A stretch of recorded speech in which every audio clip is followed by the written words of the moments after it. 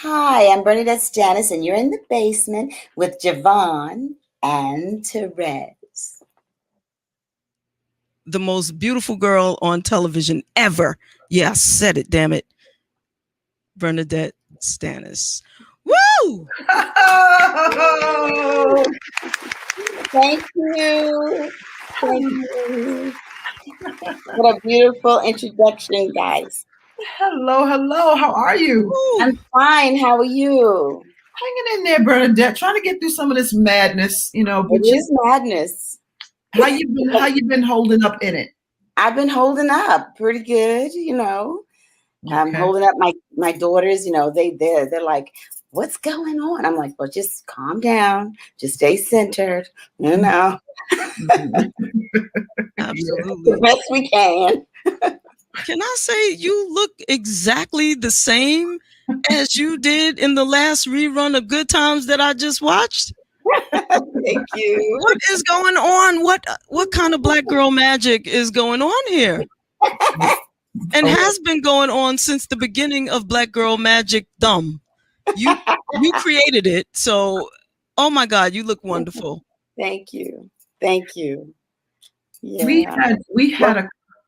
I'm sorry. Go ahead. No, I was just gonna say, I was the first black female teenager ever on television. So I think that, that makes me sound a little dusty, but No, it does not. Not at all. But it was very interesting because being born and raised in Brooklyn and Brownsville, I kind of knew what, Thelma was about. And, like in the beginning of the show, they didn't know what to write for her. They just had her saying like, hi, Mom, hi, Dad, shut up, JJ. And I was always in the bathroom. So I remember going to Esther and I said, that's Mom. I called her Mom. I said, Mom, I'm so bored. I mean, I know I could do more than this. And so she said, what do you mean? I said, I could do more stuff. I could say more. She said, all right, then let me handle it. And she did. She told me to go up to those producers and tell them who Thelma was. And what exactly did you tell them? Because you worked it. Okay, so Thelma was it for all of us, especially for us in the PJs. Yes. Well, they didn't understand. I said, just because a girl is born and raised in the projects and she has dreams. She has desires. She wants to become something. I don't know what your image of her is, but she's a dancer because that's what I was, and I was a trained dancer. My mother kept me in dance school. My grandmother put me in at 5 and said to my mother, keep her in there. So I guess she knew I needed something, growing up, like that. I needed to have something to aspire to become or something from a young age, keep me out of trouble. So, well, that's how we did. We did it like that. I told them, and she wanted to go to college. But back in those days, it was really interesting because they had to fight about whether she was going to go to college or whether she was going to get married. Okay, because back then, at a certain age, you got married. Right. Mostly, you got married. So we ended up doing both. Yes, then you got married. I remember the episode where you called Mom and to tell her about Keith, right? And you said, Mom, I just have to marry him right now. And then you, no, I'm not. No, Mom. I love that. I just love that. No, I'm not pregnant now. Yes, we didn't say it. Yeah. We touched on a lot of real issues on Good Times. That was one of the things that I really loved about the show, that they went in on truth, like when we had the junkie, when we had the alcoholic girl, when we had, just different things. They really went in, gangs, the Lonely Shark, VD, just, you hear me? like, way back in the day. But it was so cute the way they wrote it well, because young kids could watch it and not really know what was going on. Right. Although now I'm trying to remember the VD episode. I'm like, wait a minute, I thought I remembered everything. I don't remember that. Yeah. I'm gonna have to It was done. It was done in a way that was very tasteful. They didn't actually say. There was a lot of tongue in cheek, but it was readable. Yeah. You could read it. Yeah. Yeah. Jay Leno was in that one. Wow, what? Yeah, he was in the Y'all 20s. had some amazing guests come through. We were just talking about it. Yeah. Some of the wonderful people. Stymie. I mean, Yeah, we did have Stymie on there. Yes, we did. just It was amazing. amazing to meet him, because I remember he was a little boy, and then I see this grown man, But he was, it was amazing to see him. Yeah. And Thelma was such a good girl. That must speak to who you were in some kind of way, because if you spoke to the producers about who Thelma might be and they took your cue, there was a lot of good girls in the projects, but there were some girls in the project that weren't necessarily good. You know what I mean? Well, I was raised pretty strict, so it was no time I couldn't slip. I looked at my two parents and I said, I'm just gonna be good. They were on it. I'm like, okay, I can't even, and I don't know how to lie and get away with it. They know you. You're in a small, tiny little apartment. Right. You lie. So I said to myself, it's no point. Let me just try to be good till I get out. Yeah. Is it safe to say they had no African American writers on Good Times? Well, it's safe to say that, but we did have one. Okay. Of course, Eric Monti was there, because he created the show, a very creative man. And then we had another writer on the show that was a black guy, but all the rest of them were white. But you have to understand that it was very interesting because we were the first family black show, right? Mm-hmm. The whole family. Right. So you're going to have white writers dealing with it. They were there. They write all the white shows. So we had to teach them who we were. And then we had to learn certain things that they did not understand, about a black family. Give us an example. I don't know. It was a line in one of the scripts where I think the father, John, says something about, yeah, my baby girl really, it was kind of weird. And he said, we don't do that. I'll never look at my baby girl other than a baby girl. Right. Mm-hmm. So that had to be straightened out. He said, yeah, but that's just acknowledging that she's growing. And they said, no, they didn't want to do that. These little things like that. Gotcha. Mm-hmm. That's funny that you mentioned Eric Monti, because I always, in my mind, think Norman Lear. Well, Eric Monti and Michael Evans are the creators of Good Times. That's why they had the little Ralph played Michael Evans. Right. Okay. No, Norman was the developer. He was the money man. He was the man that got it on, Mm-hmm. I don't think that he really he didn't develop it. He developed it. He didn't create it. Right. Right. Because they created Sanford and Son too. Mm-hmm. So they were the creators. And different strokes too, yeah? I'm not sure. Okay. I just know about, my little group, whatever. But so Norman was the developer. And so but he didn't create it. Okay. I understand that Esther Roll did quite a bit of advocacy, because initially, and I said I was going to talk to you about it, initially the show did not have a father attached to it. Is there any truth to that? And she advocated for there to be a father. Absolutely. Norman and she were very close. Norman really, really liked her, and she liked Norman. They were good. They worked well together. Then he said he wanted her to have 3 children, and there was no father. So she said, well, I grew up with a father in my home, and I know I did too. So she said, there are Black women that can have a husband, and Black fathers stay with their Black wives, and they stay with their Black kids. So if you don't want me to have a husband, then you have to get another actress. She was not having that.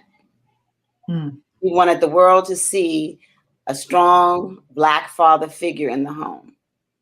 And she fought for him. And John got it, She wanted John. She wanted John Amos. Wow. Amen. Yeah.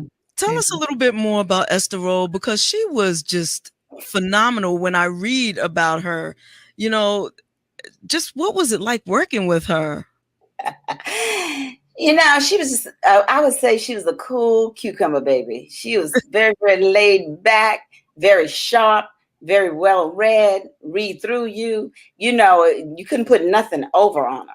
And she would just take her time and listen. She would never get excited. Never saw her excited.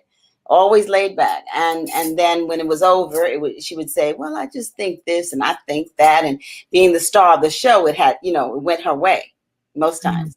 You see, but she was very, very fair. I loved her dearly. She never had children, so I told her, "Well, you have one, and that's me." And she's like, "What? I don't want you to be." Yes, you do. Yes, you do. And so I was her daughter, and I would just stay around her all the time. I loved her. She was just a fun lady, a fun woman. She never imposed who I was. She allowed me to be me. She kept it in line. These are the things you do. These are the things you don't do. So she laid some groundwork in the beginning when I first got there, because I was the rookie. I had never worked on a professional show before. So she said, this is what you do. This is what you don't do. And I watched her and I learned a lot from her. And, I was cool. John taught me how, like he said, when the producers ask you a question or your opinion about stuff and you're so young, you really don't have an opinion right now. So you have not too much to say. Don't say too much. I said, okay. So, I just was obedient. I just listened. Didn't say too much. And I just did my job. And that was it. Well, I listened to them. They taught me well. Well, you came from a school of some acting vets, and and being in there, you held your own, because you represented, and you're absolutely right. I'm glad you said it before I did, because you were our first teenager. Yes. Everybody had you. Every Black girl had you on the radar, BerNadette. And every Black boy as well. Well, that's a different subject, but true.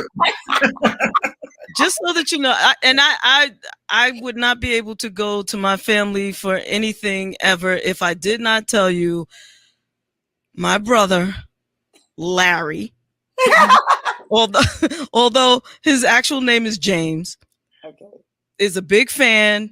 You were his first crush. He still loves you. And I had to tell you that. Thank you, Larry. James. Oh God. Maybe one day I will meet. Oh, brother. He's signing divorce papers right now. See what you did? That's so cute. That's great. You can absolutely tell. We have I don't know if you can see it from your point of view, BerNadette, but we have a whole chat audience to the right of the screen, and they're the ones asking a ton of questions right now. So I think she answered one of them where it said that were you a trained dancer, and that you could tell. You could tell because whenever they played music and you, JJ, got it in, you tore it down. I look at it now. I'm like, what are you doing? But I enjoyed that. I enjoyed dancing. I always thought I was going to be a dancer. I never really thought I was going to be an actress, but I started acting early too. But dancing was my passion. I used to be a dramatic dancer. I still dance a lot, but I really did dance back then. I loved it. You could tell you had the form. Because you murdered it. I don't care if the scene is 3 seconds. In those 3 seconds, you would have done 20 moves and just murdered it. Hey, wait a minute now. I used to, being Larry's little sister, I had to try to figure out how to be as Thelma-esque as possible. Okay. He was very, sorry, Larry, but he was very JJ, okay? But I learned how to do the freak out. Oh yeah, the freak out. And then it's so cute because some like when I do a book signing, sometimes the ladies will come to me and say, I know how to do the Thelma. And they go, they call it the Thelma. I'm like, oh, really? Oh yeah, man. You definitely. So tell us about the Remembering the Good Times Foundation.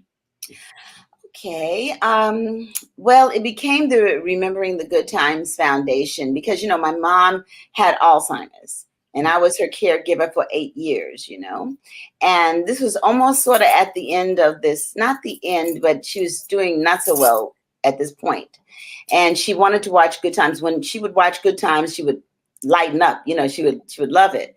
So one day she and I were sitting down together and Good Times was on and, Thelma JJ doing their little thing. And my mom turned to me and she said, that's a cute little old girl. I said, yeah, Mom. It hit me like I couldn't believe that she really forgot it was me. And I mean, the very thing that changed our lives, in fact, it was really her that got me Good Times. How she, without her faith in me and her pushing me, there would be no Thelma on that show, And for that to happen, I looked and I said, oh my God.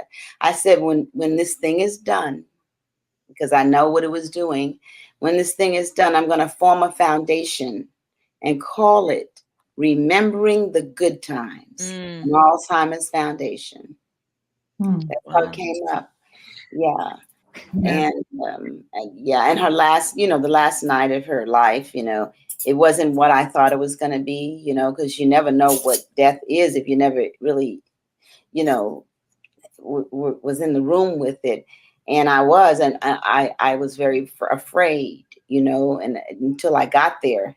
And it was as if, when I got to the room, because by this time she was in the hospital and had a little tube down because you couldn't eat anymore. So she had the feeding tube and all that. And they called and said her vitals were failing. So I had to get to the hospital. I was so scared of what I would see. And it was horrible. And then when I got to the door of her room, it was as if God said to me, this is going to happen and make it good for her. It was as if I understood just what I had to do. And when I went in that room, it was so peaceful. And I wasn't afraid. And I was sad, but I wasn't sad like, I'm going to lose my mother. No. Because I knew that I had to make it good for her. And she loved me so much, and I loved her so much that if she felt I was in that kind of torment, it would be hard for her to leave. So I made sure she knew I was okay. And I talked her out, all the way. What year did the show run through? It was 74 to 79. So I was between 10 and, a preteen during that time. And so I looked up to you like a big sister. And here it is in real life. You're giving me big sister. So, life is just amazing. And we all owe that to your mom. Thank you. For getting you on to Good Times. You know what I mean? And it's just amazing how the cycle goes, the love cycle. Yeah. Is what I'm talking about. Exactly. Thank you so much for sharing. Please tell everybody how we can get your book. And I understand you wrote 3 books. Yes, I did. I wrote the first book I wrote about relationships, the good, the bad, and the ugly. I wrote 101 different situations that I had heard and I had dealt with. Because, for some reason, I get my friends and they tell me their thing and I give them advice just like that. I like a big sister. And I don't know their friends, so they know that it can't get out. So I'll tell them what I think about it. And then sometimes it helps them. Sometimes it doesn't, but sometimes it helps them. And I did a lot of plays and I traveled the whole country and I made a lot of friends and I heard a lot of stories. And I said, some of these stories are so similar. I said, maybe it's time to put this out there and give my little advice, just They may not take my advice, but just to hear that they're not alone. And these stories go on, and maybe if they haven't gone through this, maybe it will help them if they spot it and they say, well, I read about that, maybe I'll do it this way, maybe I'll do it that way. Then so that's how I wrote that book. So that was on relationships. Then after touring with that book, I realized that relationships really, really do break up because of money. A lot of them. Money. I'm like, wait, hold up. And so I said, maybe I'll write a little something about money. I wrote basically a lot of informational stuff about money, because a lot of times we don't learn that. We don't learn the basic stuff about money. Then there's a relationship with your money. How do you feel about your money? How do you feel sharing your money? How do you feel if someone's making more money than you and they get mad one day and tell you about it? I mean, come on. How do you got to have a relationship with money. You got to have a contract with money as you do with real relationships. Okay, we're going to do it this way. I don't want to hear it another way. We're going to do it this way. Okay, now. Does that really work for you? Does that really work? Like, okay, we're going to do it this way, and I don't want to hear it another way. Well, you can't say it like that. Oh, okay. You have to do it in a cool way, because it is everybody's money. So I would always say, okay, let's do it like this. Let's put the money together. You have your part. I have my part. So there's 3 like bank accounts, and you have your little thing. I have your little thing, but we got most of the thing right here for these bills in our life. They seem to understand that, but you know how people dip and dab and change it up. So you just have to keep an eye on your money and be gentle, be sweet, give gifts, share. Sometimes somebody is low because they're not working or something like that. Don't make them feel any way, because it becomes our money, because that's basically your relationship. Right. Nice. So the relationship book, and that can be across the board for a lot of different things: relationship with money, relationship with self, relationship with significant other. Like, yes. Did you break it down like that in chapters? I didn't break it down like that. Okay.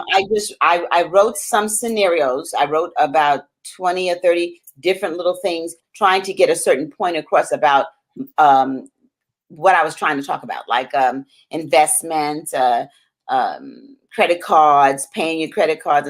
So I wrote stories like that. And then I have a whole list of things that we should know, and a whole lot of things of how to clean your credit, things like that. But when I do go out and talk about that, I talk about what we just talked about, about how to deal with that money.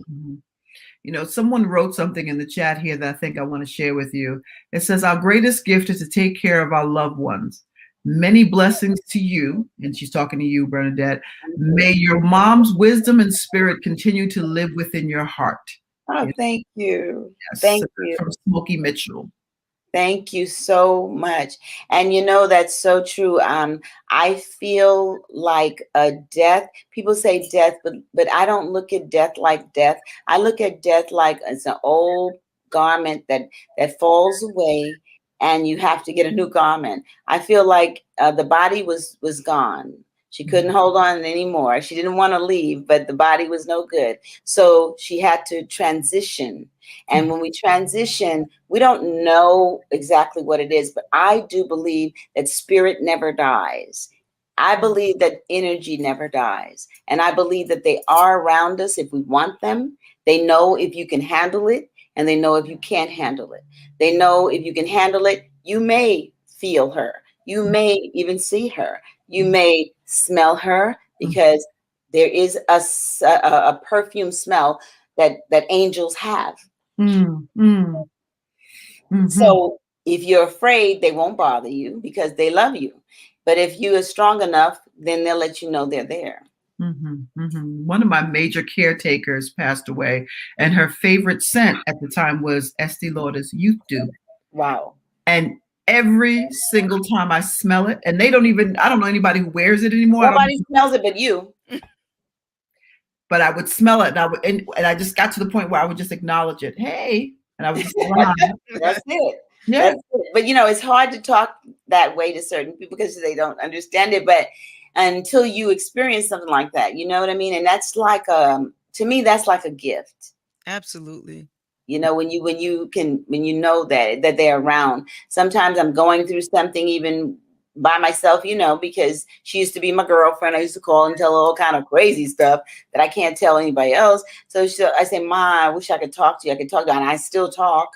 And I don't get an answer, of course not, but I get a comfort, and I seem like I do understand what to do.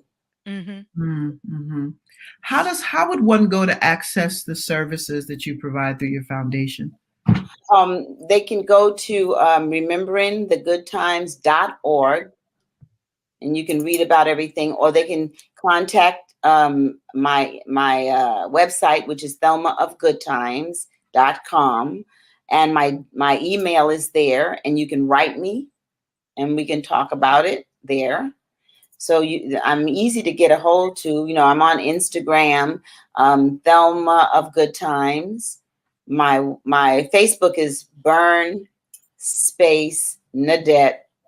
They did that. And Stanis. I don't know why it's like that, but we put it together like that. We put a little blue dot there. So you know that's me. Good. Because there are other people out there who have a lot more followers than me. Uh-oh, did she freeze? I think she's frozen. Maybe she pop back on.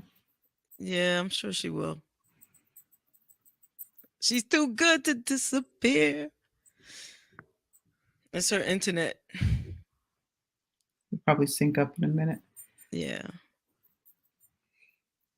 I think that's amazing to have a foundation, because I know there's so many people that are dealing with or caring for a loved one that has Alzheimer's. And it's a serious subject, and she's right. We need to talk about that more. You know, some of us need to understand what it actually is and what the signs are. You know, how do we know? Because there's always like signs that come up that you notice about a person that are shifting, you know. Yep. Actually, what I'm going to do is I'm going to remove her from the screen. Okay. And Pop, if you could reach out and ask her to come back on, just reset.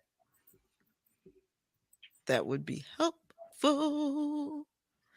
Yes, Thelma of Good Times. Yes. The natural mole. It's an astrology class. When rapper Nas Mole came up, the teacher said, Hierophant. Thus, anyone with a natural mole in their body is a hierophant. We got lost. I'm sorry. That's okay. We knew you were coming back. We knew that. So you were right in the middle of telling us how one could access your services. Oh, yes. Just Instagram is Thelma of Good Times. Facebook is BerNadette Stanis with the blue dot, because I had someone who had a whole lot of followers, and I had to fight, you know, to let them know that it wasn't that wasn't me. I'm me, you know. So sometimes they have people on there that are playing like they're me, that they're not. So I'm in. If you see the blue dot, that's me. Okay. Yeah. See, everybody wants to be Thelma. Got a lot of followers too. It was a man. Well, so there are some men that. Oh boy.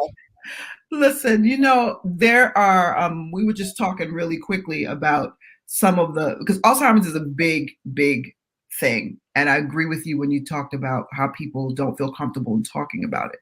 You know, which is something that, you know, can do our loved ones serious disservice if we don't talk about it. You know, we don't bring it up.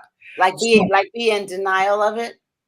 You mean like that? Maybe. Yeah. Well, I was when it first happened. I was just like everybody else. I was in denial. I was like, oh no, we're gonna. You know, I'm gonna say this. Do we have enough time? Because I'm gonna tell you how. Oh, we have all the time. Okay, but the doctor says to me, I take her to a neurologist, right? When I first got her. And I said, well, Mommy, we're going to figure out what's going on. So I take her to the neurologist, and he sits there and he does his little 1-2 numbers, whatever he does to find out if she has this thing. So then he says to me, okay, what your mother has here, give her this. I said, what is that? So he gave me some kind of medicine, to give her. And then he says, your mother has Alzheimer's. And I stopped and I said, what? He said, your mother has something called Alzheimer's. I said, gee, what's that? I heard about it. That's how long I heard about it. I said, but every time I look at television, something like that's not a black thing. That's a white thing. He looked at me like this ignorant, So wait a minute. So I sat there and I'm like, this is not even right. I said, Mom, and I'm believing this. And I looked at my mother, turned my mother, said, Mom, how'd you get that? She said there. And I said, oh, Mommy, I know how you got that. You're Creole. You got,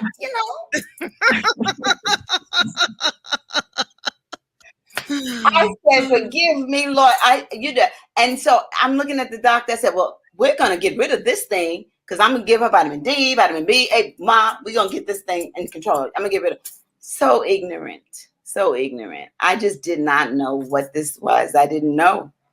I didn't know. I call it the monster of the mind because when it grabs hold of you, baby, it's not letting go until it does its job. It's the most wicked thing you ever want to see. It's like Benjamin Button. It's disgusting. And I call it the monster of the mind. But you know what I did? This is one of the things that I put in my book, but I want to say this. I did not understand why God, allowed her to have that. I said she was such a good lady and she was such a good mom. Why would you do something? I mean, why? And I start questioning him. And then I got the point not to question that, not to question God, because you never know what this is. This is her journey, not my journey. Okay, not my journey. Hope it's never my journey. But in the event that it is, I'll have to deal with that. But it's her journey. And it wasn't until my mother passed away that it hit me that my mother was such a scary lady about, if she knew she was dying, it would be torture. It would be horrible. But the fact that she had Alzheimer's, she had no concept that she was dying. So every single morning, Mommy got up just like I got up, and happy, and I would get her dressed. I always dressed her because she liked that. And my mother never wore red lipstick, never. And she wanted the reddest, brightest, shiniest lipstick. I put red lipstick on her. She said, I got this really shiny one with big dot. Oh, I love that. I'm like, then wait, this is the funny part. My mother never wore gaudy jewelry. The biggest, gaudiest thing that you could find, she wanted it on her ear. I said, oh, this is just too much. And so I told my brother, I said, Kyle, why Mommy wearing red lipstick? And she wants this gaudy rings. And she said, and he made a joke. He said, that's who she really was. That's who she really was. So I mean, we just made fun of it like that. Had fun like that. But I did. I went and bought them little. She lost a really, really beautiful ring. Somebody stole it, I know, but she couldn't tell me. So after that, remember this: if someone has Alzheimer's, take away all the jewelry. Take it away because somebody's gonna steal it from them, and buy the cheapest jewelry you can find. They don't know the difference. That's the sad part. It's just jewelry. The saddest part is that my mother was an accountant and she was on money. I mean, she knew she had an account. She was fast. And when her check would come, I'd get her check and I'd put it in her purse because I just wanted her to have her money. So she had her money. And everywhere we would go, she would give her money away. And I said, I don't think this is a good thing.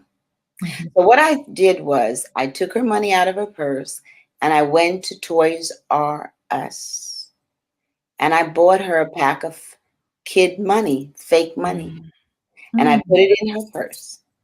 And she opened her purse and she looked at it and she saw her money in there, and she took that money out, and she laid her money out on a table and stuff like that, and she picked her money up, and she put her money back in her purse, and I cried like a baby. I cried like she did not recognize that it was fake money. It's a pitiful thing to see. But I'm just saying, I share those things so that if anybody is going through stuff like that, just go along with everything. Don't argue with them because they are grown. They act like a child, but emotionally, somewhere in there, they are grown. And emotionally, they don't lose their feeling. They can't express it, but they know when you don't like them. They know when you hurt them. They can't express it. It's like a child, or like, you have a pet or something, and then you treat them mean, and you treat them mean. They remember that. And they'll let you know it. And see, that's how I communicated with her. I knew who did what because mommy would recoil. And this is so interesting. I had her in one of the homes, with the feeding tube. And I went to visit her that day. And she didn't like those people. So she didn't talk. So, because she could talk, but she didn't. And so the lady came in one day and she said, well, I was sitting down next to her mommy and, on the chair. And she said, okay, Miss Eula, we have to change you now. We have to change the bedding. Come on, girl, like that. So she pulled my mother to the side, and my mother laid to the side. My mother said, don't hurt me. The lady fell on the floor. She can talk? I didn't know she can talk. I said, no, she can talk. And then I whispered to my mother when she left. I said, you tell me anytime they hurt you or anything. See, she didn't know my mother could talk, but what my mother was saying to me was to hurt me, because she would never say that unless the woman hurt her. So, there's certain things you learn, and I shared that so that other people going through things, when they have parents, watch the emotional part, watch what's going on. You can tell. You can tell what's going on. Very good. You are helping an awful lot of people. Thank you. This interview will live in the YouTube archives after we're done, and and I know several people in my life who are taking care of parents with Alzheimer's, and had several people that were affected by it, whose parents are no longer with us physically. Yeah. What are some of the signs that you were able to see that got you in the doctor's office to begin with? Oh, well, it was her bills, because she came to live with me, and I let her keep her place in New York. So it was like, did you pay my rent? Did you pay my bills? Did you pay my gas? Did you burn? Did you pay? Yeah, mommy, everything's paid. Everything's paid. Everything's taken care of. Okay. Where's my purse? Where's my purse? Your purse is right next to you, mom. It's right next to you. Where's my purse? Where's my purse? 1,000 times. Where's her purse that was right next to her? 1,000 times. Did you pay all my bills? It was repetitive over and over and over, those same things. And that was not normal. Well, my brother had told me, one of my brothers told me, it's time to come and get mommy. She's not putting it together. And, she couldn't dress herself the way she used to, still things like that. So I was, I took care of her, all that, but it was the repetitive worry, the repetitive thing. And I said, okay, this is it. And once I gave her the medicine, I remember giving her the medicine for the first time, and it snapped in, and she said, Bern? I said, oh, yeah, Ma. She said, I'm back. See, that shows me that she knew something was happening, just didn't know what. And then one time, about months later, she wanted to go back home. So I took her back to New York, and I said, okay, mommy, you're back home now. And so I went to the drugstore. Luckily, I had that key with me. I'm going to tell you why. And so she kept calling me on my cell. I said, Mommy, I'm only going to the drugstore. I'll be right back. She says, I'm afraid. I said, Mommy, what are you afraid of? She said, I don't know, but my brain, is something going on in there, and I'm afraid. I said, well, don't be afraid. I'll be home in a minute. And I was rushing to get back home. I knocked on the door and she couldn't answer the door. And I opened the door and she was on the floor. She had fallen. But this was after she had talked to me. She had fallen. But the brain was changing and she felt it. She felt it. And it made her afraid. So they do, I think you do feel that something's wrong. You just don't know. And then I took her in to get an x-ray of the brain because I thought she had osteoporosis all this time because she was so slow and so stiff. And I'm like, why are you so stiff, Mommy? So I took her in and they scanned her body and they told me she didn't have that. She didn't have osteoporosis. So I didn't understand why she was so stiff. And when I was putting my book together after she had passed away, it told me why she was stiff. If you have Parkinson's before you have Alzheimer's, it stiffens your body. And she had Parkinson's first. Gotcha. Wow. Jewels and gems. Yeah. Thank you so much for sharing. I'm watching these comments over I know, here, and you are so really just so much. Smokey Mitchell says, Mom was an angel to give you this platform to educate us because this is a serious issue that many of us face. And also someone asked whether or not your mom has ever come to you in your dreams. Yes. Several times.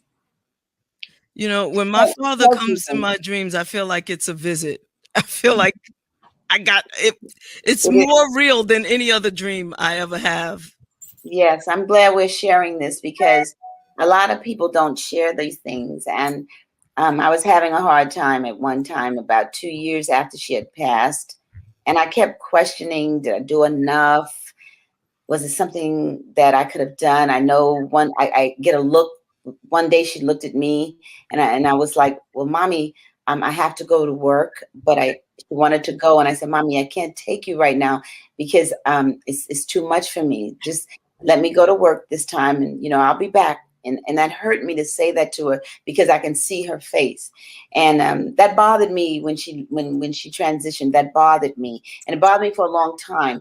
And I remember it bothered me so bad one night. I went to sleep. And it was that night that I had a dream.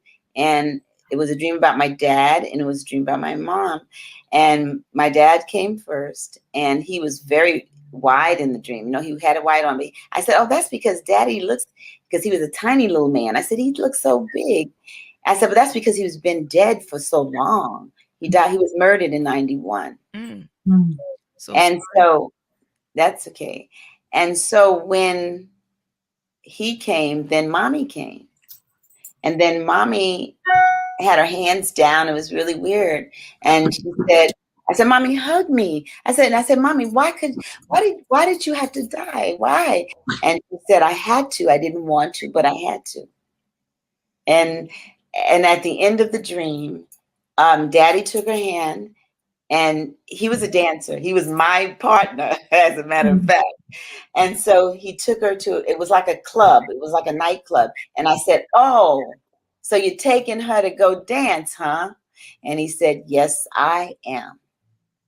And it gave me the peace that I needed. That's a beautiful dream. And he told me that I did a good job.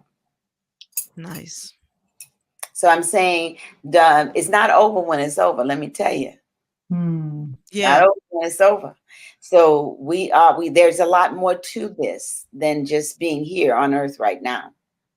Absolutely. We were just having that discussion. I was just was it Saturday? This Saturday? Saturday we were just speaking about energy and how, how energy people never say, dies.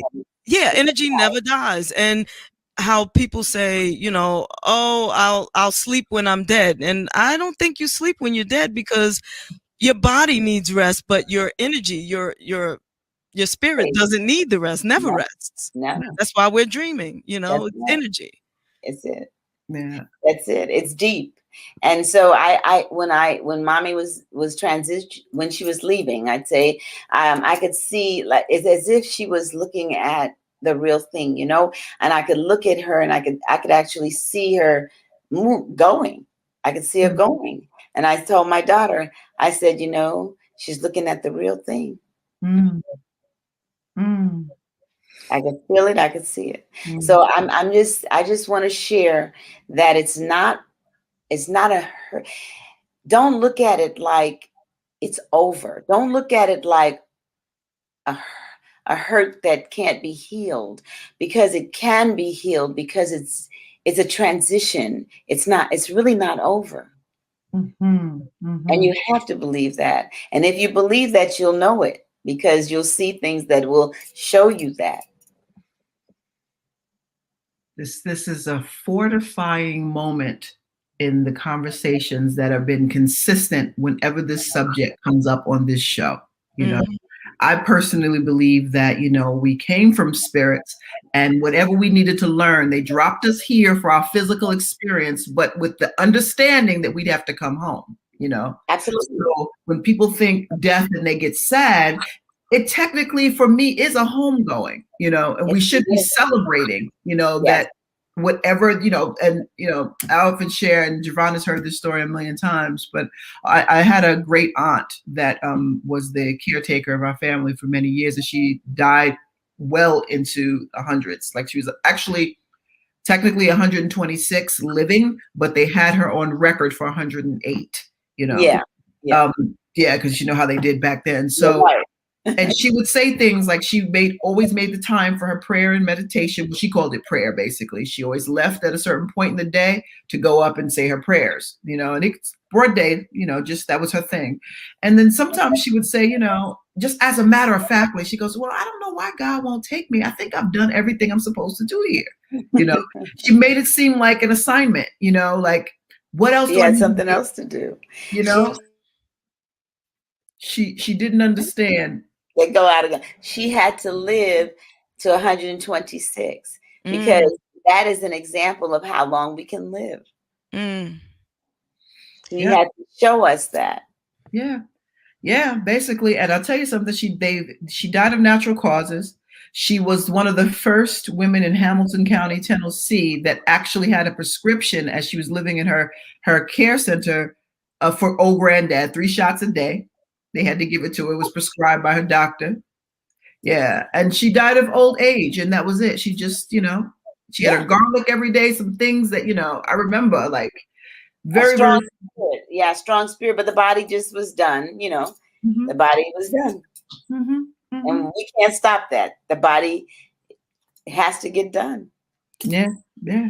You know what? You're going to have to come back. You're just going to have to come back again and again and again, because you are dropping jewels. You're speaking to my spirit, and everybody is really learning, feeling, healing from what you are speaking to us about. Thank you. You're giving us a whole new good time. You know what I mean?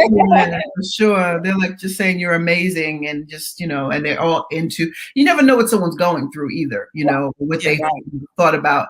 And isolation is our biggest enemy, because we often get myopic and think that we're the only ones. And when you talk about it, like, this is so healing, you know. Yes. I'm gonna switch this, because I don't want you going out on a note that's not high, you know. And then I'll say a word, then the Javon will switch off and she'll have her turn. So let me know when you're ready. I'm ready. Okay. Family. Children. Children. Honey. Show business. Yuck.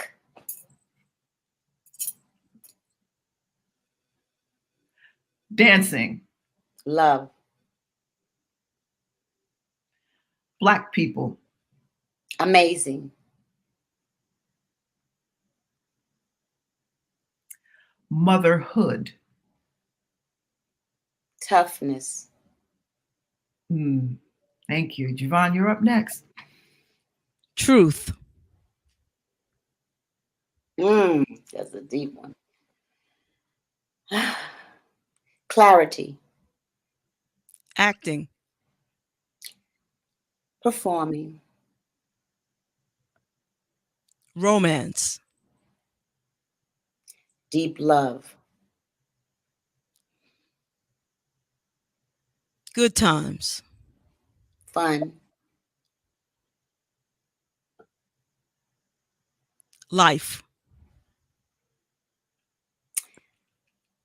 It's hard, but you have to accept it. Acceptance. Shaka Khan. I love her. I love that girl. Could you expound on that one a little bit? It is something about her spirit. It's just something about her. I met Shaka one time and just said to hi to her, you know, and she looked at me. She's like, "Hi." No, it's just Shaka. But you know, I just love her. It's just something I don't know what it is, but it's something about her that is just strong. Maybe because we came out around the same time in the 70s. I don't know.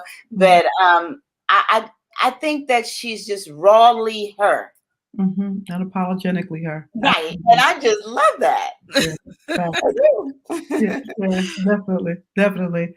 What are you doing acting wise? You still following that? What are you doing? Well, I am following that. I really am trying to, in between all of the stuff, I'm trying to write a show. I'm really trying to write a show. I never did write like a play or a show. I wrote books, but not a show. I'm writing that. I am going to be doing a couple of more plays. Well, not this year, maybe next year, but they want me to do a couple of more plays. There's one play that I did off Broadway for 8 months called Willie and Esther, and they want me to do that down in Florida next year. So it's a 2-act, 2-character play. I play Esther, and I got to find me a Willie, and I'm going to be working on that. Nice. Not for nothing, but I don't think it'll be too difficult for you to find yourself a Willie. I'm just saying, I'm just a girl from the Bronx, but I know from Willie's, and I don't think I have a hard time finding. I hear that Bronx accent. Do you still keep in touch with any of the old Good Times cast members? I do. I keep in touch with Ralph a lot. I keep in touch with Jimmy. I talk to him all the time. Oh, nice. Yeah, I really think he thinks I'm his real sister. See how well you acted that part? See? You didn't call them shut. You didn't tell them to shut up so many times. I'm pretty. I still do. You do? Step on his foot and everything. Yes. What's your favorite episode? You had the most fun doing. Well, I really enjoyed the African Prince. Okay. I enjoyed doing that. eBay, right? Yeah, because we had to do the African little hair thing and the whole thing. I thought that was cool. I enjoyed the wedding. Yeah. And I enjoyed when when Penny was smoking a cigarette and put the little cigarette underneath the cushion. Who did it? I played a witch. I played all those different characters. I like that. That was cute.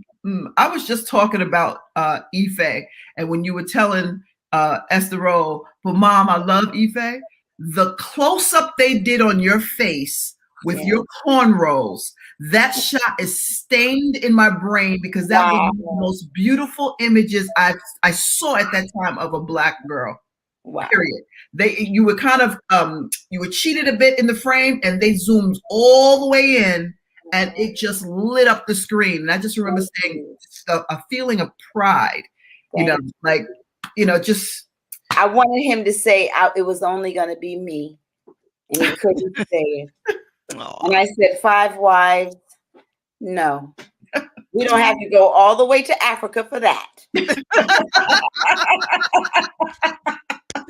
Exactly. Oh man. You know what? You're just wonderful. You even once someone gets to know you a little bit and get a taste of your spirit, it's even more. Oh my God, we need more Thelma. Any talk about any reunions, cast No, reunions, nothing like that? no, they don't want to do it.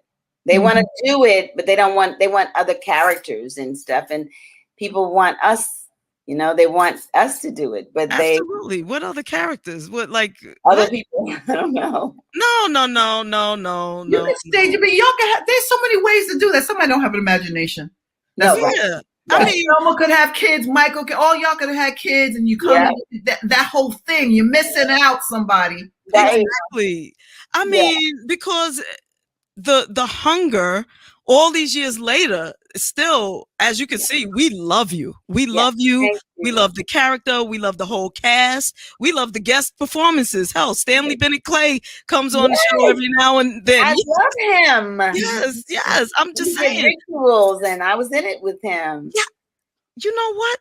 I watched Rituals recently. Yeah, I was in it with him. I was the mother. How could I have forgotten that? Oh my God. I just recently watched that. You were absolutely wonderful in that. That was a wonderful well, I did the play version. Okay. Because I television, but I did the play version. I saw the movie version. So maybe that's why. That's why I didn't connect it, because I remember that's why I didn't connect. Yeah, I did the play. Okay, because now you just confused me, but I'm good. But that's good. That's wonderful. Yeah, it was a good, very well written show. Yeah, outstanding. Yeah. And I don't know, we're missing out on an opportunity here. We need to call to get this together, to rewrite some stuff, because they're all older now, and that's a good thing. People still find it hard to believe that BerNadette. Well, I think they wanted to see the continuation. When we moved, and then Thelma was pregnant. Remember? Yes. The last show. So I think they wanted to see that, and I don't know how that could be done. But I think if I were to write something about that, it would have to be BerNadette. It would have, but you would know it's Thelma. It would have. You can't, or I would say Thelma, but you have to refer it in a different way because of the rights. Right. So what could be interesting, and this is for free, you can just take this if I don't know, and make something of it. I'm just throwing it out there.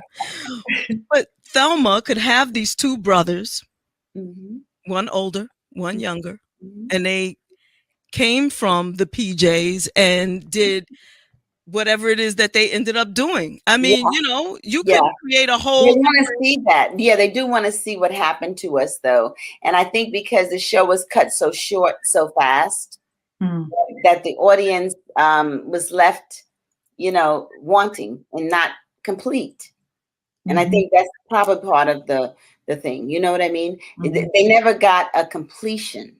Yeah, you know how some shows go on and on. You know what happens, and they bring them back, and we didn't get that, and I don't know why we didn't get it, but we didn't. Yeah, I think people are hungry for it. Still, I know I damn sure would watch it. For sure. I would love to do something like that, and like you would have Thelma's kids that are grown, because by now, And since JJ talked about your food so much, your cooking, you could have a restaurant. Someone said, yeah, somebody said that. Hey, let's don't serve oatmeal. Yeah, right. Right. See if you could get Penny back. See if Janet would do Penny. You might do a cameo. Yeah, right. Wouldn't that be cool? Look, we're here for it. I'm just saying, we're here for it. Whatever you do, I appreciate that. Whatever you do, we're here for it. All right. We want to thank you so much for coming through. Absolutely. And please come back again. We have to set this up. Just call for me.